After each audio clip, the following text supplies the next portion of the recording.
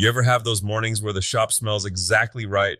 It's that mix of ionized air from the printer and that sharp, peppery scent of fresh walnut shavings. It makes you feel like you might actually get something right for once. You say that every time you haven't immediately glued your fingers to a tabletop. Happy Tuesday, everyone. Welcome to the TigerDen Daily for July 14th, 2026. Tiger, you're looking remarkably uninjured today. Don't jinx it, Alex. I still have to change a blade later. But today, we're looking at the landscape of the new maker. We're talking about the 3D printing machines that have stopped acting like temperamental teenagers, why you should probably consider wearing a tool belt for a living, and how to stop charging your customers charity rates for your hard work. And maybe we'll talk about why you're currently obsessed with small wooden objects for infants. It's safer for my blood pressure than $5,000 resin pours. We'll get there. Let's start with the tech. In the blog today, we're looking at the Bamboo Lab takeover. I remember 3 years ago, 3D printing was basically a cult for people who enjoyed troubleshooting more than actually making things. It was a hostage situation, Alex. You'd spend 4 hours leveling a bed just to have the filament bird nest on the very last layer. It was like trying to teach a cat to knit. But Bamboo changed the math. They've moved 1 million units, and honestly, the mid-2026 market is it's a candy store for makers.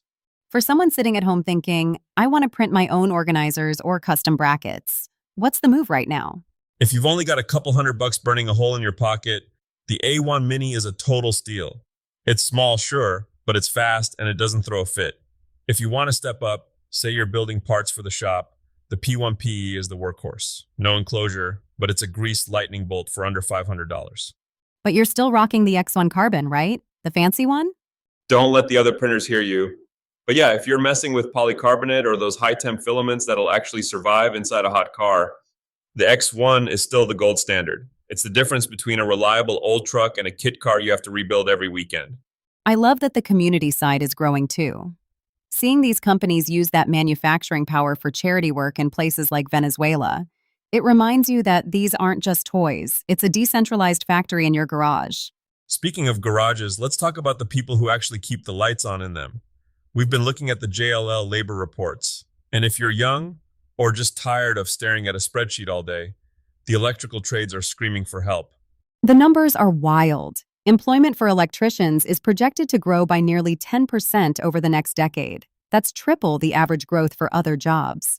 Why the sudden surge? Everyone finally realized they shouldn't lick outlets? Well, that and the fact that we're trying to electrify everything. Every EV charger, every heat pump, every smart building needs a human being with a pair of side cutters and a brain to wire it. The NISA folks call it a family-sustaining career, and they aren't blowing smoke. But how do you get in without spending 4 years and $60,000 on a degree you might not even use?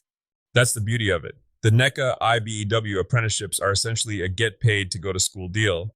You're earning a paycheck from day one while someone shows you the ropes. It's one of the few places left where you can build an actual middle-class life without having a giant debt-shaped cloud hanging over your head for 20 years. Plus, you get to wear those cool tool vests. They do look sharp. Just don't ask me to help you wire a 3-way switch after 3 p.m. My brain turns into oatmeal by then. Speaking of money, let's get into the maker mogul side of things. We always get emails from people saying, I sold a cutting board for $50 and I actually lost money. It's the classic trap. You forget to account for the 3 hours you spent sanding that board while listening to a podcast. If you don't value your own pulse, nobody else will. So, what's the math? Give us the logic without the wishful thinking. Look, by 2026, the market is crowded, so you have to be disciplined. Take the cost of your supplies, the wood, the resin, the sandpaper, and add in your time. If you wouldn't do the work for $30 an hour, then use 40. Multiply that total by 2. That's your wholesale price. And the retail price is double that? Exactly. If you want to stay in business, you're aiming for a 40 to 60% gross margin. If you feel guilty charging that, just remember, your landlord doesn't accept warm, fuzzy feelings for the rent. I made this stool with love. Will that cover the security deposit? Try it and see how fast you're living in a tent. The point is, your craft is a service, not a favor. Treat it like a business, or it'll just become a very expensive way to get bored. Okay, let's talk about the weekend walnut wonders. I saw the footage on the Maker channel. The river table makes a comeback. Honestly, Tiger, I thought the epoxy trend was dead. It just evolved. We're seeing these massive $5,000 gambles now. It's high-stakes poker, but with chemicals. If you mess up the pour or a bubble gets trapped in the grain, You just turned a beautiful piece of timber into the world's most expensive paperweight. I get anxious just watching the videos. The pouring process is so irreversible. It's terrifying, which is why I've been leaning toward what I call the masterclass approach. Just a traditional walnut finish. No bells, no whistles, just highlighting what the tree already did. But if you're looking for a low-stress win this weekend, have you seen these handmade baby gifts? The rattles, they look simple, but I bet there's a catch. The catch is you have to be perfect with the finish. You can't put industrial chemicals on something a kid is going to chew on. I've been doing these small walnut stools and rattles using nothing but food-safe mineral oil and beeswax. It's heirloom quality, it takes 4 hours, and there's zero risk of ruining 5 grand worth of lumber. So basically, you're saying play it safe for the soul, but go big if you've got the nerve. Exactly. Growth happens at the edge of your comfort zone, but sometimes it's nice to just make something beautiful that fits in the palm of your hand without needing a hazardous materials suit. It feels like the common thread today is value. Valuing your time, choosing tools that actually work, and picking careers that have a future. You hit the nail on the head. Whether you're a pro Sparky or a weekend warrior, the goal is the same. Don't let the process grind you down. Use the tech that helps you, charge what you're worth, and every once in a while, just make something for the pure joy of seeing the grain pop under a coat of oil. Well said.